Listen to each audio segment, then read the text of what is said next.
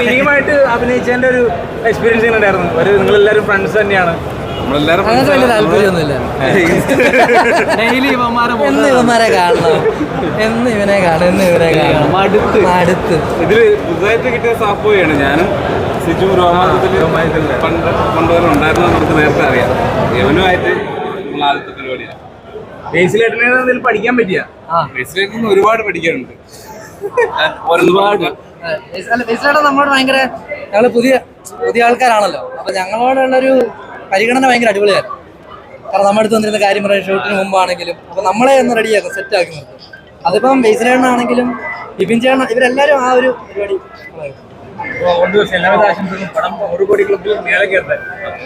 ഈ പടം കണ്ടോ? പിന്നെ എങ്ങനെ 100 കോടി കയറും? എല്ലാവർക്കും ആഗ്രഹം ഉണ്ടാവില്ല.